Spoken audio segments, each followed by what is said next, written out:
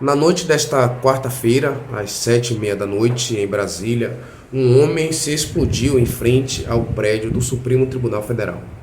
Aproximadamente na mesma hora, um carro explodiu nas proximidades da Câmara dos Deputados.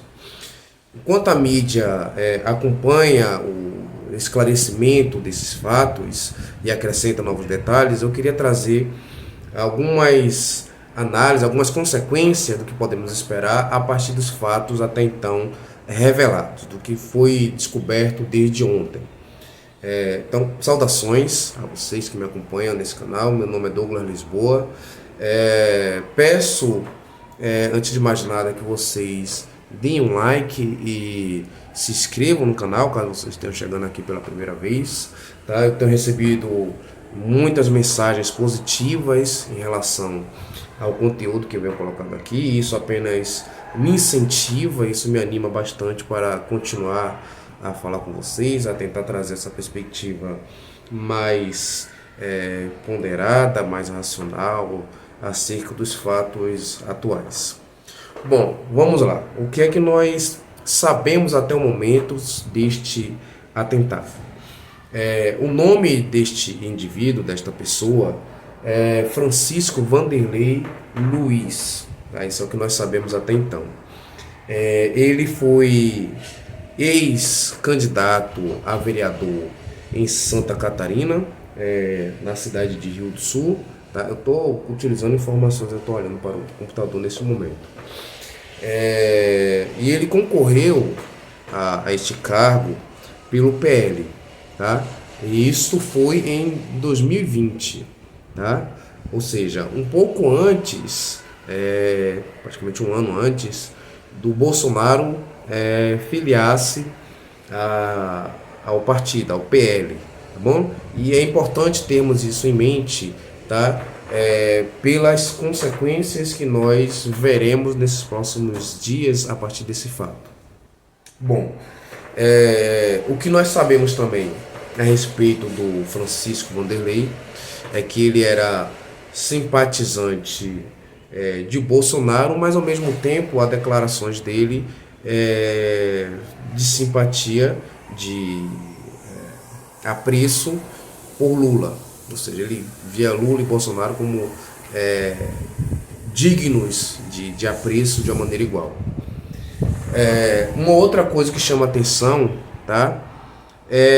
São os traços de esquizofrenia que aparecem em suas publicações. E eu não estou aqui fazendo uma declaração de que ele era esquizofrênico. Eu estou dizendo que há traços de esquizofrenia na maneira como ele se manifestava, como ele se declarava, tá? Além disso, ele já tinha passagem também pela polícia. Há também imagens dele na tribuna do Supremo, do plenário do Supremo Tribunal Federal, muito, muito parecido com aqueles vândalos do 8 de janeiro, tá bom? Então, essa imagem que nós temos até então, um homem que atuou sozinho, tá bom? Que tinha um apreço por Lula e Bolsonaro, que concorreu a um cargo público pelo partido de Bolsonaro, que atualmente é de Bolsonaro, ainda que antes da filiação de Bolsonaro. Existe um componente político muito claro neste atentado, ainda que não haja conexões com nenhum outro agente político, ou seja, tudo leva a crer que ele agiu sozinho, tá? Que ele não pretendia cumprir nenhum tipo de agenda. Claro, devemos entender aqui que o fato dele ter escolhido o Supremo Tribunal Federal como seu alvo preferencial apenas reforça um problema que nós estamos verificando nesses últimos anos. O Supremo Tribunal Federal tem cada vez mais concentrado poderes e atenções para si. E suas decisões, elas estão longe de terem algum tipo de respaldo popular. São decisões que reforçam o autoritarismo, que reforçam a censura, medidas de censura, como recentemente vimos com a suspensão do Twitter, tá? São medidas que claramente vão na contramão do que se entende como o justo, tá? São medidas que contrariam a maioria dos brasileiros, que esperariam a punição de indivíduos corruptos, tá? Basta vermos que a maioria das pessoas ainda não acredita com sinceridade que Lula ele tenha escapado das condenações de corrupção por simplesmente ter demonstrado a sua inocência. A maioria das pessoas, até mesmo petistas, entende que há algum tipo de acordo entre o STF e o Lula. De novo, não estou fazendo nenhum tipo de alegação, eu estou apenas reportando o sentimento que se observa na maioria dos brasileiros.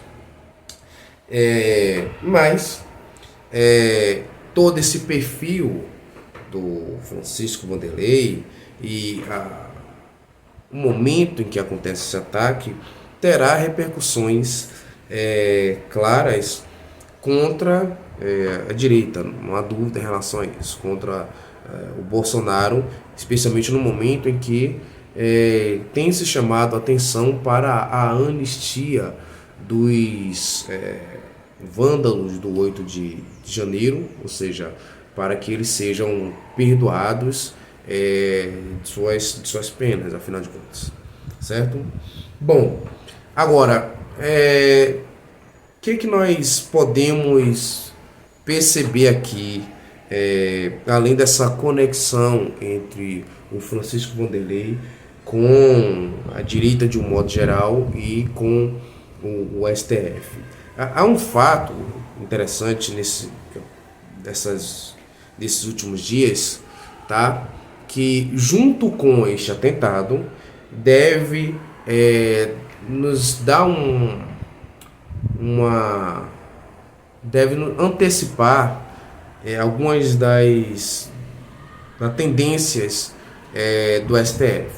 Essas tendências vão mais para o caminho do autoritarismo, tá? Um desses fatos já falei, que é esse atentado. O outro, que eu já comentei em vídeos aqui, foi a eleição do Donald Trump, tá? Como que as coisas estão correlacionadas? Bom, nesses últimos dias, nós vimos ministros fazendo declarações a respeito de uma resistência do STF a ondas autoritárias, a novas tendências autoritárias mundiais. Não é coincidência, não é coincidência. Nós estamos aqui diante de declarações que tem como principal referência o Donald Trump. Como eu falei para vocês, existe lá nos Estados Unidos, e como nós importamos as ideias americanas, especialmente na esquerda, sem muita reflexão, existe essa ideia de que Donald Trump ele é fascista, ele é autoritário, ainda que todas as medidas tomadas até então, desde que ele foi eleito, aponta para o caminho inverso, aponta para uma redução da presença do Estado, que é inversamente o que propõe o fascista. Mas isso é um tema que eu gostaria de discutir com vocês futuramente. Portanto, voltando à fala dos ministros, inclusive eu tenho aqui registrado a fala do ministro Barroso, que fala que o STF resistirá a qualquer ímpeto autoritário importado. Observe, ímpeto autoritário importado. Importado da onde? Bom, dos Estados Unidos, supostamente, né?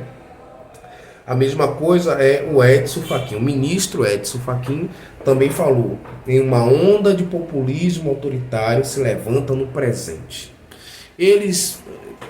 O STF, tá, ele está se antecipando aqui em oposição ao Donald Trump, por causa de três questões. Tá? O Supremo entende que a eleição do Donald Trump ele pode ter repercussões negativas no Brasil por causa de três pontos principais. A primeira delas, tá? O primeiro desses pontos, é a proximidade que há entre o Trump e o Bolsonaro. Não é novidade para ninguém que as famílias do Donald Trump e do Bolsonaro, elas têm relações recíprocas, elas são próximas, há uma simpatia mútua entre elas. Eu não diria necessariamente que elas são íntimas, tá? Diria que há esse tipo de conexão, mas ao menos em termos políticos há uma sintonia muito clara entre elas, tá? Bolsonaro já declarou muitas vezes o seu apreço pelo Trump. Ele inclusive imitou o Trump, a dancinha do Trump depois da eleição americana, né? Demonstrando seu apreço. O Trump já elogiou o Bolsonaro em várias ocasiões. O filho do Bolsonaro foi convidado a participar da apuração, da contagem de votos nos Estados Unidos, a convite da família Trump. Então, esta conexão óbvia que há entre esses dois é motivo de preocupação para o STF e o governo Lula também, tá bom? Claro, nós estamos aqui na expectativa que o governo vai retaliar, o governo Trump vai retaliar o governo brasileiro. Não estamos, creio eu, nesse cenário, até porque há preocupações maiores na cabeça do Trump nesse momento.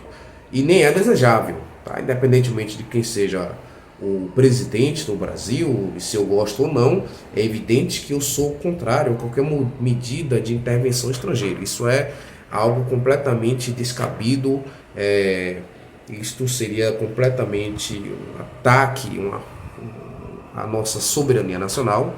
Então, não comemoro o Trump e a possibilidade de retaliar o governo brasileiro. Não, isso não me passa pela cabeça. Bom, esse é o primeiro caso, então, tá? A proximidade entre esses dois personagens políticos. A segunda conexão que há, que preocupa o STF, é em relação a Elon Musk, tá? O Supremo comprou a briga do Alexandre de Moraes contra o Elon Musk, tá? E, infelizmente para o STF, o Musk é, nesse momento, cotado para assumir um cargo no governo Trump.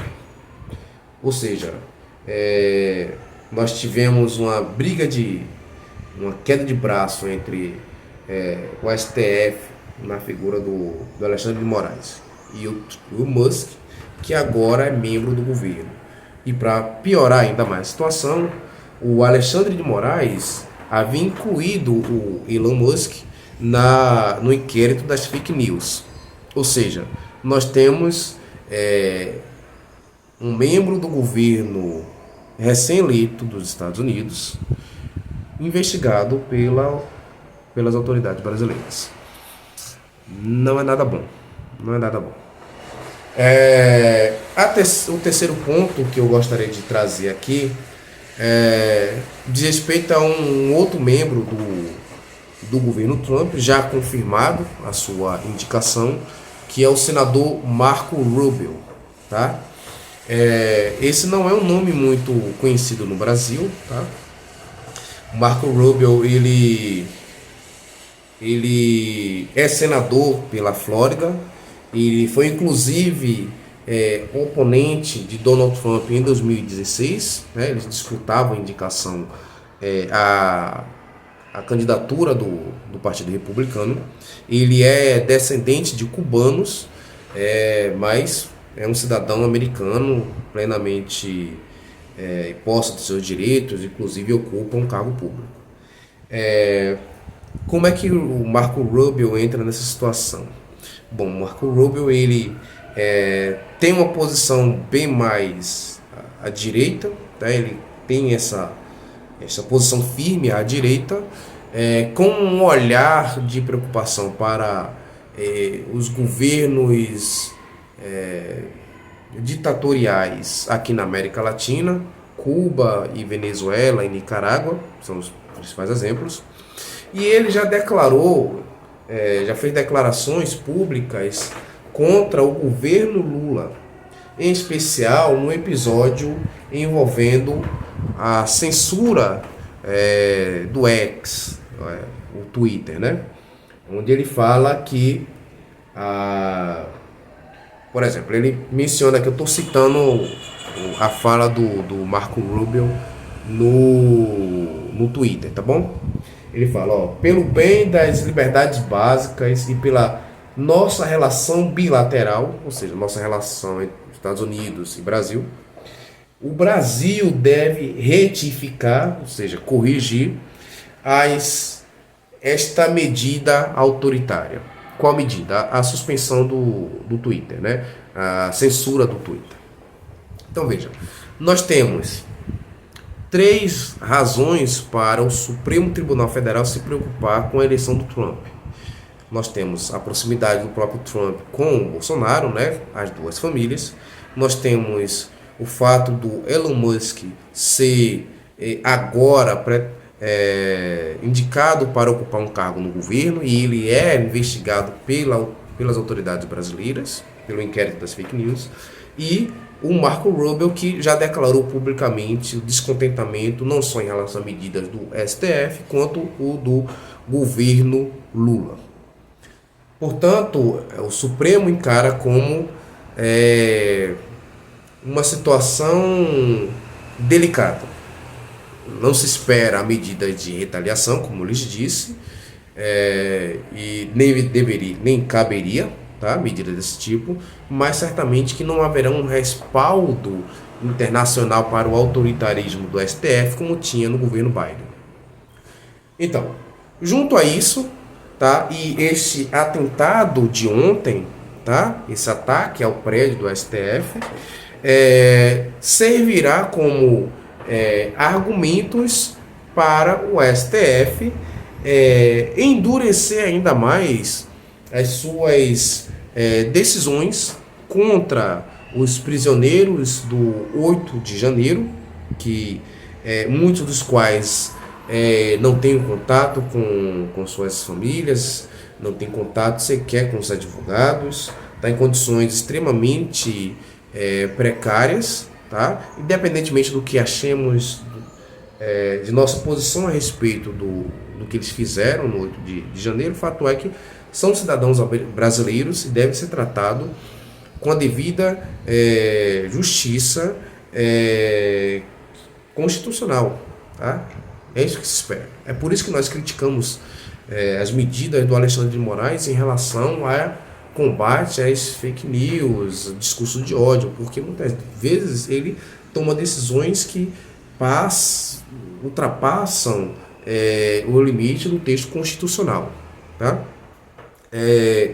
Além disso, devemos esperar também medidas autoritárias e persecutórias em relação à direita de um modo geral, tá? Esse acontecimento de ontem oferece pretexto necessário para que o STF reforce ainda mais as suas decisões autoritárias, possivelmente aliado com o governo, alguma decisão que tenha como objetivo restringir ainda mais a liberdade de expressão no Brasil, tá? O PT, durante muito tempo, tem prometido regulação das redes sociais. Antes o objetivo era regular a imprensa, mas entenderam que é possível fazer acordos e estabelecer relações financeiras melhores. Agora o objetivo é combater a proliferação de ideias divergentes na internet. O problema principal do PT é isso. A possibilidade de pessoas manifestarem opiniões contrárias ao governo. O problema todo que nós enfrentamos é esse, tá? Não é necessariamente de esquerda versus direita. É da sociedade civil, da sociedade brasileira, contra o Estado, contra o autoritarismo do Estado. É isso que está em jogo. Tá? E, infelizmente, é possível que tenhamos um contragolpe agora do Estado, nessa união entre STF e governo, para reforçar ainda mais essas medidas de censura, de perseguição, ou seja, de autoritarismo do Estado. Devemos nos manter vigilantes, tá? E eu utilizo esses canais aqui no YouTube justamente para externalizar essas preocupações, tá? Eu, mais uma vez, seria cômodo para mim simplesmente me calar, ficar em silêncio, fingir que nada está acontecendo, mas eu sinceramente estou cansado. Eu estou cansado de fingir que estamos numa situação normal, cansado de esperar que medidas sejam tomadas por parte dos nossos representantes. Elas certamente não virão, tá? E eu acho que, como filósofo, como um intelectual e sobretudo como brasileiro, tenho que me colocar contrário a essas decisões que vêm sendo tomadas pelo Supremo Tribunal Federal, tá? Então vejamos os próximos capítulos dessa situação toda, certo? À medida que novas revelações sejam trazidas sobre o atentado de ontem, eu gostaria de aqui compartilhar com vocês, tá? Claro, eu não sou um jornalista, meu papel é muito mais de analisar e propor novos olhares para esses fatos, mas eu faria o melhor possível para trazer uma atualização mais precisa, tá? Mais qualificada para o público, tá bom? Agradeço mais uma vez, eu peço que vocês se inscrevam no canal, deixem o like, tá bom? Estou muito satisfeito com o que estamos fazendo aqui e um abraço e Deus abençoe vocês.